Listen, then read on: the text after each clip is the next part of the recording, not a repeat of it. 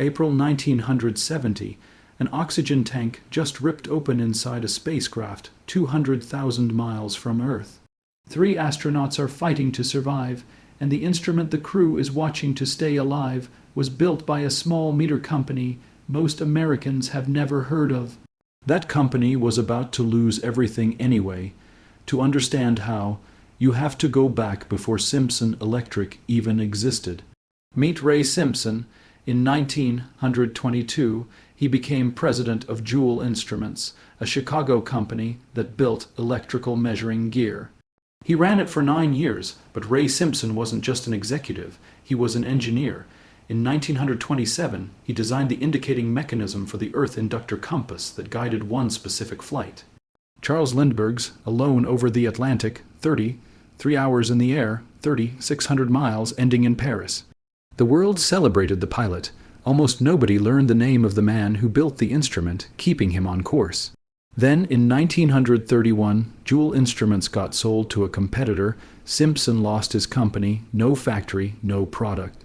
No team, just a reputation, and the engineers who'd trust him if he ever built something new. 3 years later, in 1934, he did. He chartered Simpson Electric in Chicago. But a non-compete clause from the old sale locked him out of the market. For 5 years, Simpson Electric existed only on paper, no sales, no product on a single shelf. In 1937, the wait finally ended. Simpson Electric started selling panel meters, and word spread fast. 2 years later, in 1939, the company released the instrument that would define it, the Model 260.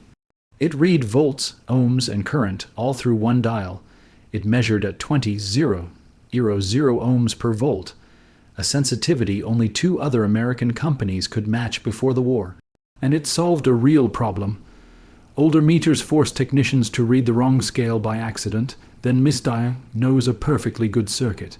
The 260 fixed that with a single rotary switch and a mirrored scale that killed parallax error. One knob.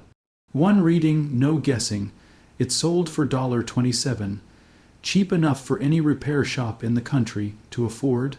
Then the war came.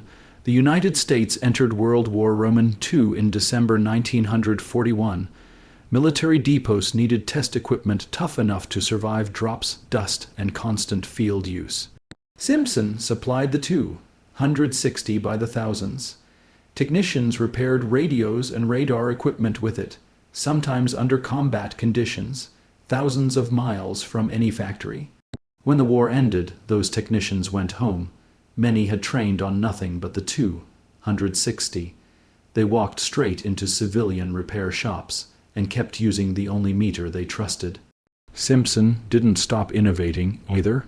In 1951, the company released the Roto Ranger, a meter with a hidden rotating scale that showed only the one reading that mattered for whatever range you'd selected. Simpson marketed it as 25 meters built into a single switch. A few years later came the genoscope, an oscillator, an FM tuner, and a full oscilloscope crammed into one cabinet with a mirror on top to save bench space. Television repair shops loved it, 1 box instead of 3. By the 1950s, the 260 sat on workbenches in nearly every repair shop, broadcast station, and military depot in America. But the company's next chapter would take it somewhere far stranger than a repair shop. In the 1960s, NASA came calling. The agency needed an instrument built for the harshest environment humans had ever tried to survive in, outer space. NASA contracted Simpson to design a 2-movement, cross-pointer gauge for the Apollo program. 14 different versions got built.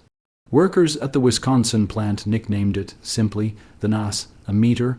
These weren't showpieces, they flew inside the actual spacecraft. They monitored ground support systems. Prime contractors relied on them while building Apollo hardware. And that brings us back to the hook. April 1970. An oxygen tank explodes inside Apollo 13 service module. The crew loses main electrical power and has to abandon ship for the lunar module just to survive. According to Simpson's own company records, an ammeter built to Apollo, Program standards was reportedly among the instruments mission personnel relied on while tracking the crippled spacecraft. Systems through the crisis, the astronauts came home, and 25 years later, Hollywood came calling too.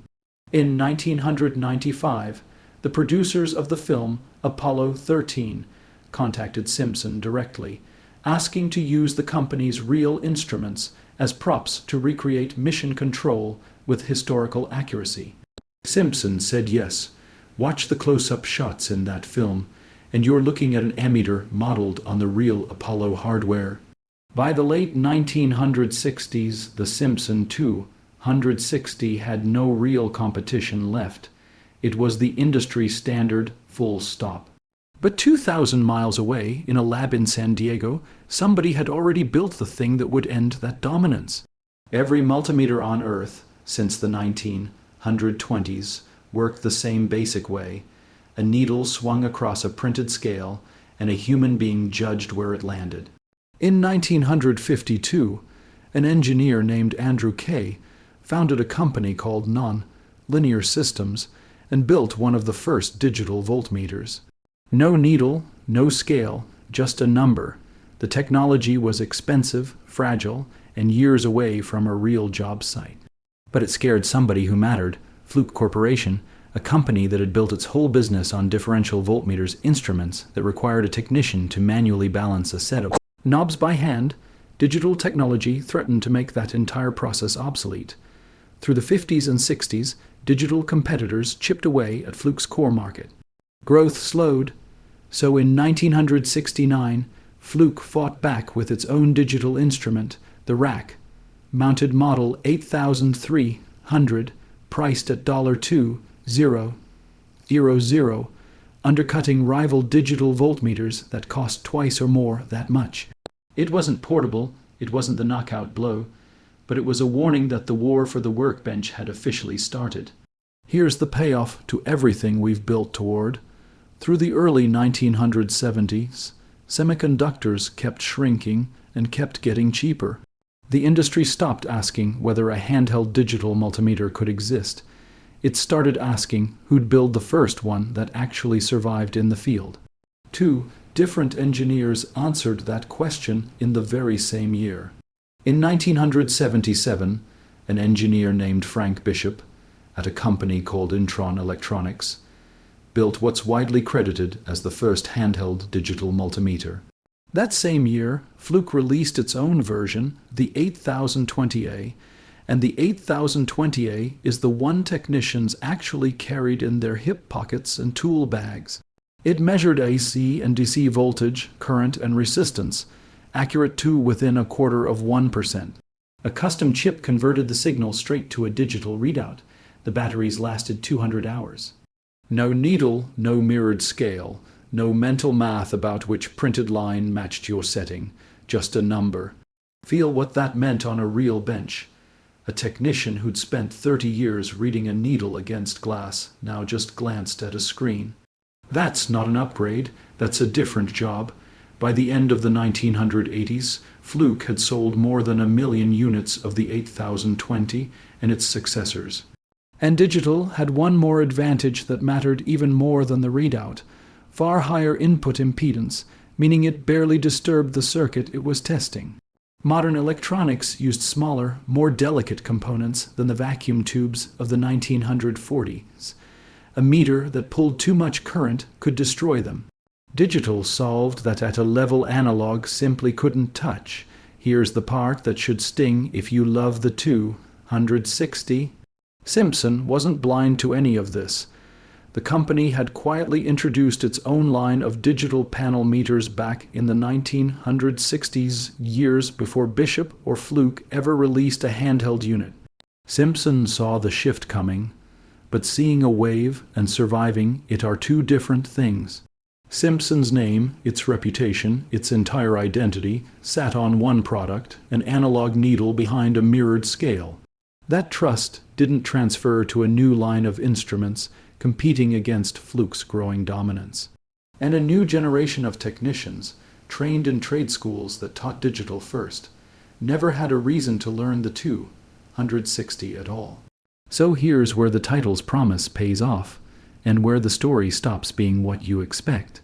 In 1985, the Lac du Flambeau Band of Lake Superior, Chippewa, purchased Simpson Electric and its Wisconsin plant. This wasn't a bankruptcy sale, it wasn't a liquidation. The tribal council made the purchase deliberately to preserve the existing workforce and diversify the local economy in central Wisconsin. Simpson never closed its doors. It shifted more of its production toward digital panel meters, current transformers, and specialized instrumentation for industrial customers. And the analog 260 never left the lineup either. Simpson still builds a current version today, the Model 260-8, for technicians and collectors who want a needle and nothing else. Today, Simpson Electric employs more than 70 people across its Wisconsin facilities. The company ships over 1,000 products and components every single day. Simpson and one other manufacturer, Triplet, remain among the last companies on Earth still building analog multimeters for a market that still wants them. Collectors still hunt these things down. Working vintage 260 units sell for anywhere from $20 to $250, depending on the series and the condition. Parts and service manuals are still available, decades after the last unit of that run rolled off the line. Remember the astronauts drifting 200,000 miles from home, watching a Simpson's gauge to stay alive. That's not the story of a company that lost. That's the story of a company that got outrun by the future and is still standing anyway. So next time you glance at a digital multimeter and get an exact number in half a second, remember, there was a company that once made read the needle carefully. Feel like state of the art right up until it wasn't. If you liked this one, go watch our video on the Fluke 8020A, the meter that actually ended Simpson's 50-year reign on the American workbench. And if you want more stories like this every week, companies that quietly built the world and then got quietly left behind by it, subscribe. It costs nothing and it means a lot.